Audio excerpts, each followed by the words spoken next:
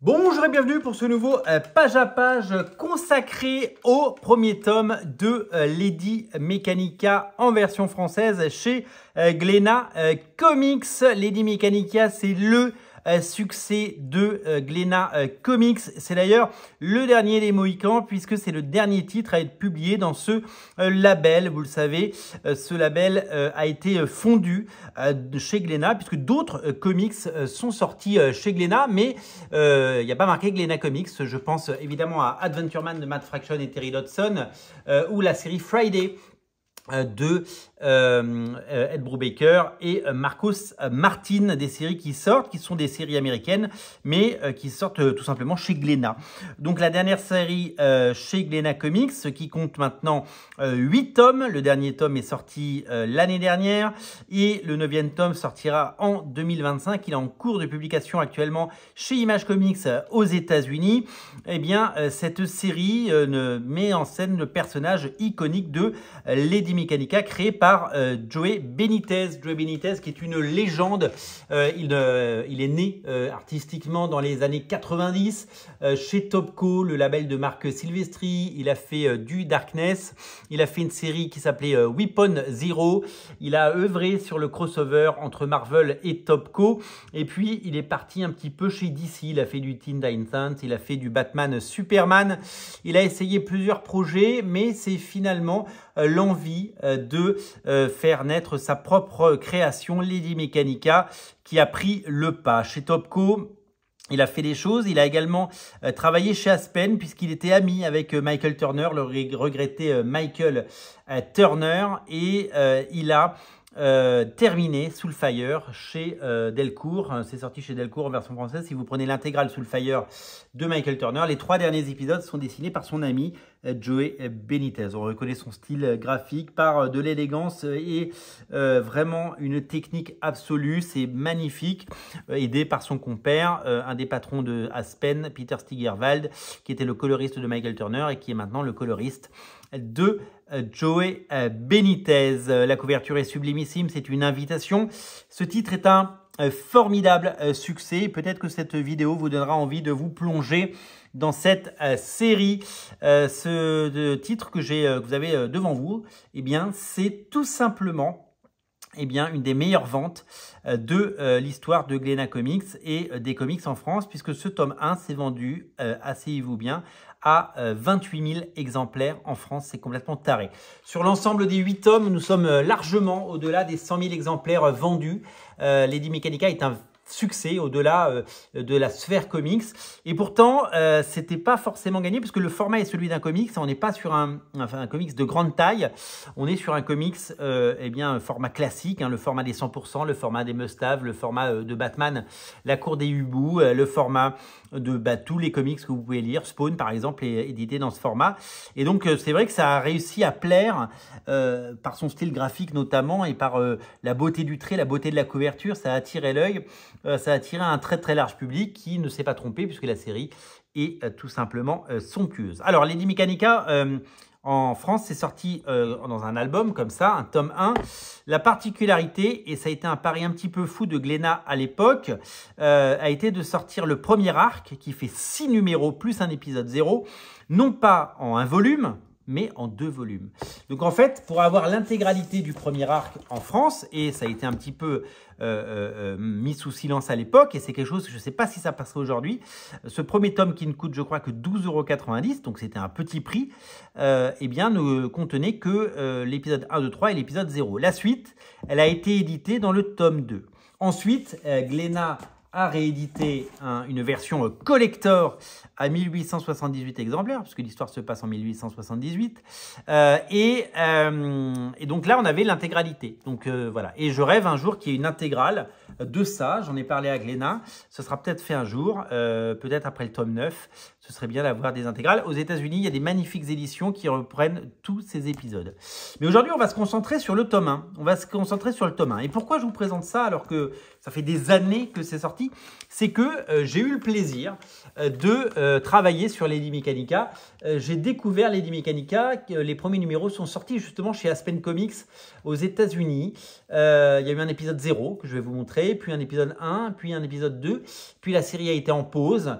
Joey Benitez a eu quelques soucis de santé, et puis finalement il s'est remis au travail après évidemment avoir repris le dessus. Et donc, c'est une série qui a une histoire un peu chaotique aux États-Unis. Il a créé son propre label, Benitez Productions. Puis, maintenant, c'est publié par Image Comics, toujours sous le label Benitez Productions, parce que vous le savez, chaque auteur chez Image Comics a son propre label. Cette série, elle a connu un succès grandissant et retentissant, ce qui fait que ça fait plus de 10 ans que ça accompagne la carrière de Joe Benitez qui vit de ça. Le succès est fou aux États-Unis parce qu'il a fait des Kickstarter, il en a fait plus de 3 ou 4 à plus de 100 000 $. Il a fait des ventes en Allemagne, il a fait des ventes en Espagne, il a fait des ventes aux Pays-Bas. C'est-à-dire qu'avec l'ensemble de ses droits d'auteur, eh bien, il arrive à produire une série par an et à en vivre très très bien. Et c'est formidable parce que c'est ce que tous les auteurs méritent, tous les auteurs qui ont du talent, c'est vraiment quelque chose d'étonnant.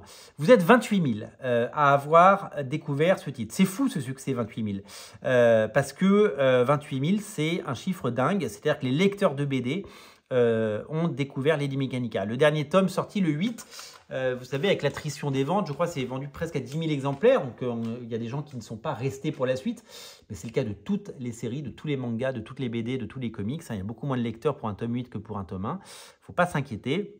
Mais c'est quand même assez phénoménal de voir le succès de cette série.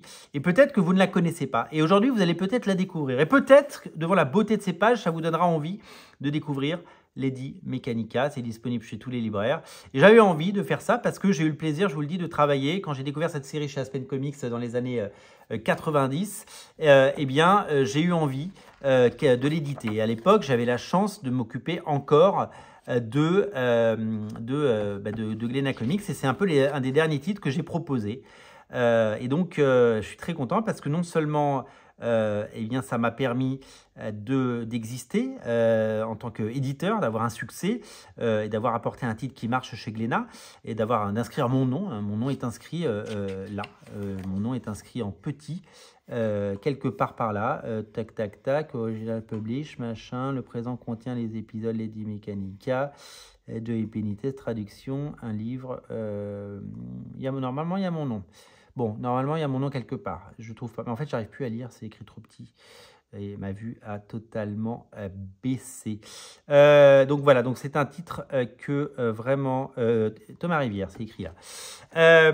Donc voilà, c'est un titre qui m'a véritablement séduit et je l'ai amené et je suis content parce qu'ils l'ont édité, ils ont eu raison, ils en ont vendu 100 000. Et l'argent que j'ai gagné avec ça, ça a permis de créer Original Comics. Alors, c'est cool parce que du coup, ça a créé de l'emploi et ça a fait des choses étonnantes. Voilà, donc j'ai réinvesti tout l'argent. Sans Lady Mechanika, il n'y aurait jamais eu Original Comics. Voilà. On commence avec un mot de Joe Benitez qui parle de sa carrière. La page de garde qui est magnifique, ça s'appelle « Le mystère du corps mécanique, première partie ». Une des couvertures, c'est une des marques de fabrique de Lady Mechanika. Il y a énormément de couvertures sublimissimes qui jalonnent tous ces tomes au fil de l'eau. Et donc là, on commence avec cet épisode 0. Et en fait, dès cet épisode 0, il faisait moins de 10 pages, l'épisode 0. Il a mis tout le monde d'accord. Le style de Joey Benitez a donné envie d'en savoir plus sur ce personnage qui a perdu la mémoire et qui a des bras mécaniques, des bras et des jambes mécaniques, qui a été totalement trituré, comme Édouard aux mains d'argent, comme Frankenstein. Et puis, c'est une sorte de Sherlock Holmes au féminin, qui va croiser le chemin de bêtes curieuses et d'animaux fantastiques et de phénomènes paranormaux.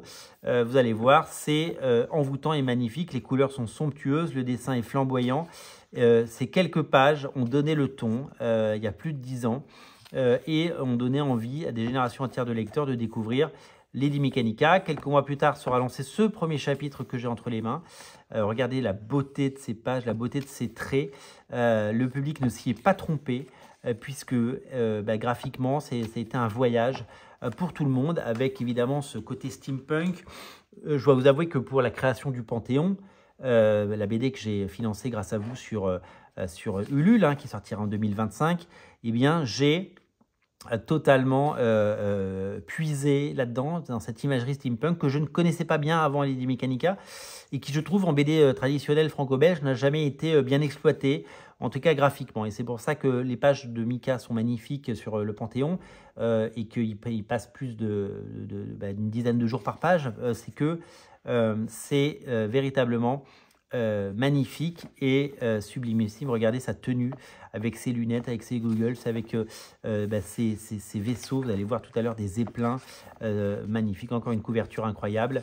Vous allez voir des machines sublimes. Regardez la beauté des pages et la beauté du trait. C'est exceptionnellement beau. Voilà, il y a ce côté steampunk à tous les étages et ce travail sur le dessin beau. Il y a un côté aventure, il y a un côté Indiana Jones, il y a un côté mécanique, il y a un côté, bien sûr, le Sherlock Holmes de Miyazaki ou Nadia, le secret de l'eau bleue, avec ses machines incroyables.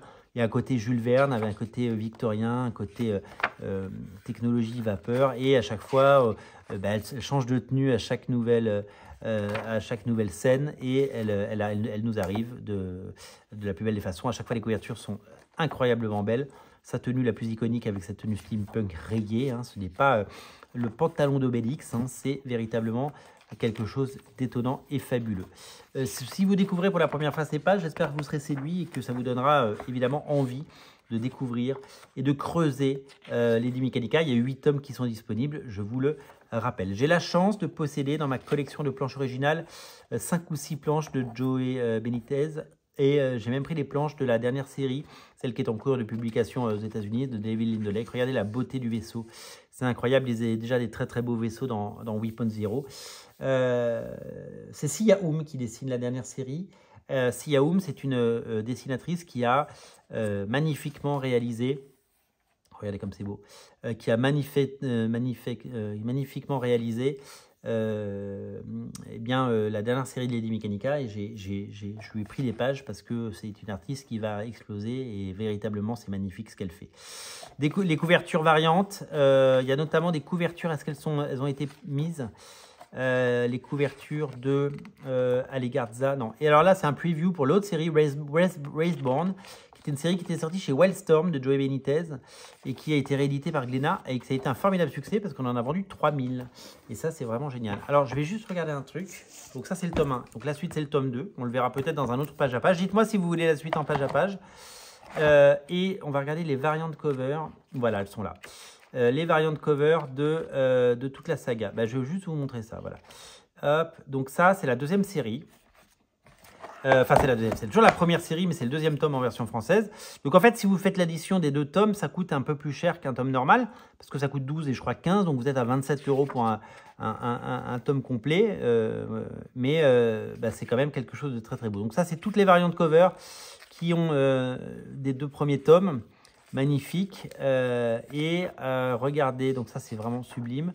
Et là, il y a une couverture de Allegarza, une couverture de Francesco et une couverture de J. Scott Campbell. C'est ça que je vais vous montrer. Une couverture de Nairo Fino, de Billy Tan. C'est Billy Tan, ça? Mais non, il dessine bien. De Kenneth Rocafort. Et puis alors après, vous verrez, il y a plein de trucs. Ça, c'est Peter Stigerwald qui est le coloriste de la série, mais qui est également dessinateur et qui a fait une série qui s'appelle The Zoo Hunters, je crois. Et là, il y a encore des pages de Raceborn qui est également disponible. Voilà, magnifique série Raceborn, éditée de la plus belle des façons. Voilà, donc je rame d'un jour d'une grande intégrale. Le premier tome ne coûte pas cher, vous pouvez vraiment y aller. C'est 12,90 € si je ne me trompe pas, si les prix n'ont pas augmenté. Vous êtes 28 000 et je pense... Alors, ce que je peux vous dire, c'est parce que je reçois les chiffres 2 fois par an de Lady Mechanika. Ça continue à se vendre. Et le tome 1 continue à recruter des nouveaux lecteurs et la série continue à grandir. Donc peut-être qu'après cette vidéo, 1, 2, 10 personnes auront envie, le souhait et le désir de découvrir Lady Mechanika. En tout cas, c'est disponible et je vous invite bien sûr à le retrouver, à le découvrir et à le lire. C'est disponible chez votre libraire, c'est disponible partout, Lady Mechanika tome 1. Régalez-vous et dites-moi si vous voulez une vidéo du tome 2 et je vous la ferai avec grand plaisir. Salut!